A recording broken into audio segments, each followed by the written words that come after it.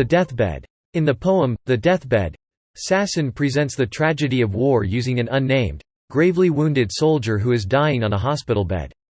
The poem was inspired by Sassoon's own experiences on the front during World War I, where he witnessed the suffering and death of many of his fellow soldiers. Rather than setting the poem on the battlefield, this poem takes place in a hospital bed to challenge the heroism and glory of war.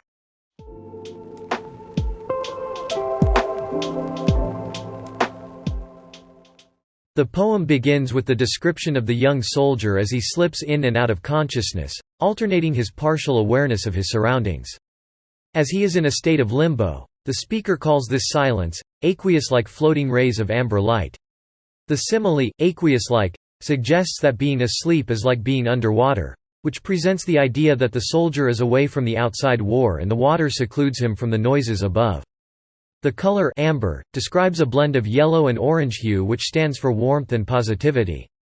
Sassoon thus compares the hospital ward to the battlefield. In comparison to the fierce, hostile atmosphere of the battlefield, the silent hospital ward feels positive and amiable. With the line, soaring and quivering in the wings of sleep, the oxymoronic continuous verbs highlight the glory and pain the soldier is experiencing simultaneously. The metaphor of wings of sleep connotes freedom, which is contrasted with his current state of being as the soldier is restricted on the hospital bed. Using two simple nouns, silence and safety, Sassoon utilizes sibilants to create a soothing effect. It connotes a sense of comfort and serenity which is contrasted with the horrors and violence of war. Moreover, Sassoon uses the metaphor of water waves and shoreline to describe the soldier's fatal condition. He calls the soldier the shoreline that is being lipped by the inward, moonless waves of death. The verb, lipped, similarly hints that this movement is soothing and akin to a soft kiss. As the moon controls the tides, the suggestion it is not present in the sky creates an image of very gentle, softly owing waves that just gradually come to shore. In literature, moon is often referred to as a symbol of time, so the use of the expression here tells about the untimely nature of the death, suggesting that the soldier on the bed is still very young to die. The second stanza begins with the mention of water, a symbol of life. In the line, "Someone was holding water to his mouth," the poet describes the soldier's suffering as he struggles to drink, ultimately being unconscious again. Using various verbs as a listing structure in swallowed, unresisting, moaned and dropped, the poet depicts the powerlessness of human beings in facing pain and death. The soldier now sees water as a necessity to survive and help him with his pain. It is something emotional, nourishing and soothing, but also vital to his life. However, Sassoon quickly contrasts the dark and gloomy imagery with the following lines: water, calm, sliding green above the weir. Water, a sky-lit alley for his boat. The poet hints at the life of the soldier prior to the war, where he'd often go to the lakeside to relax, and for boating, he dipped contented oars, and sighed, and slept. Likely as a result of both the injuries he has sustained and what seems to be a heavy dose of opioids, the soldier's reaction to drinking the water carries him into a dream or hallucination, possibly a mix of green water in a skylit alley, on which his boat rests. This could be an allusion to a childhood memory, and from the description of the boat and water underneath an alley. Sassoon references water sliding over a weir, which is a small dam, and this reinforces the notion that the soldier is imagining his home or childhood. In his mind, he hears birds and sees flowers, and dips his oars into the water, rowing himself further into oblivion, as his body and mind become untethered to the physical world around him. The water, skylit, and reacting the softly rippling image of summer nari and the sound of birdsong. This is the very essence of a calm and peaceful day, conjuring thoughts of happier days and the true purpose of life. The anaphoric structure of these two lines emphasizes the metaphorical importance of water. It also associates with the idea of the river Styx, which acts as a transition of life to death. It illustrates a calm and tranquil atmosphere that differentiates the soldier from the noises and cruel images from the war. In addition, Sassoon describes the atmosphere outside the hospital with the line, "Night, with a gust of wind, was in the ward, blowing the curtain to a gummering curve."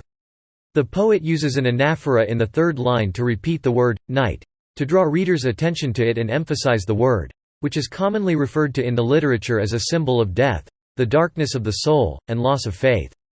So it foreshadows a soldier's eventual death because of the fatal wounds inflicted in the war.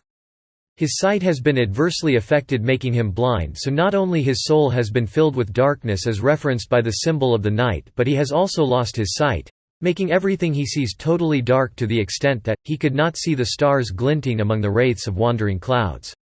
Thus, Sassoon conveys that war does affect both physically and spiritually, filling the man with darkness and making him suffer.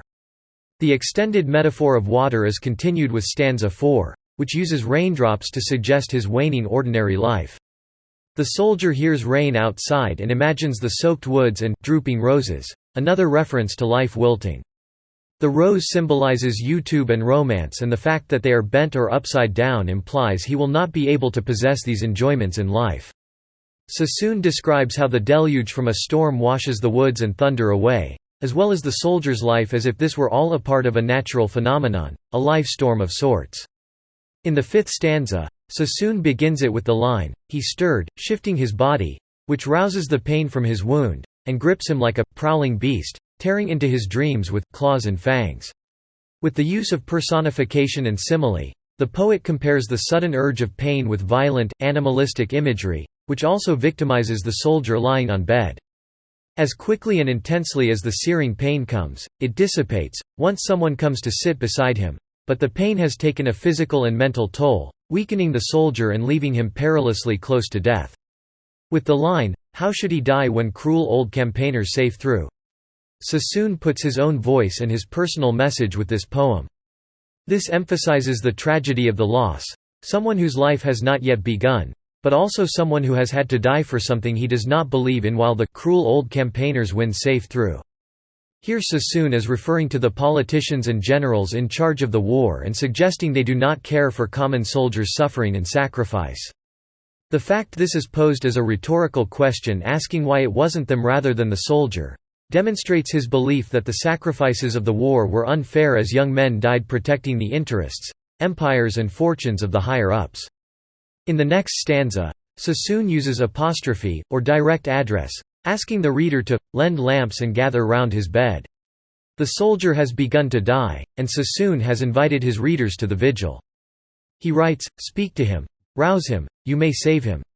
The soldier, Sassoon writes, was young and hated war. So why, he asks, should he die when the cruel, old, war hawks who had made the case for war with careless disregard to loss of life, are safe at home? Unfortunately, the personified figure of death remains unmoved by this plea, and says, "I choose him," meaning the soldier. So he takes the soldier's life, leaving silence in the room, even as the guns on the front continue their barrage, presumably killing more young men like this one. The poem is free verse throughout the poem. Sassoon makes use of multiple literary devices. He uses a simile to compare the silence in the room with the floating rays of amber light. Similarly, metaphors like mortal shore add to the vivid imagery in the poem. Enjambment is used in the poem multiple times. He drowsed and was aware of silence heaped round him, unshaken as the steadfast walls. This affects the meaning and emotion of the poem, for it allows the reader to read lines without having to pause, making the poem more evocative. The line number is slowly decreasing with the poem, which signifies the soldier's life passing away. In conclusion, despite being a decorated soldier himself, Sassoon never supported the idea of warfare and always wrote against it, saying, "Let no one ever, from henceforth say one word in any way countenancing war." In his poems, he showed the dark side of the war and how it affects the lives of innocent soldiers. Being on the front, he had first-hand experiences with the negative effects the war can have on you, and this is why he equated war with hell, for war is hell, and those who institute it are criminals. Were there even anything to say for it, it should not be said, for its spiritual disasters far outweigh any of its advantages. So it can be reasonably inferred that it was Sassoon's own experiences on the front during World War I, where he witnessed the suffering and death of many of his fellow soldiers, that inspired this poem.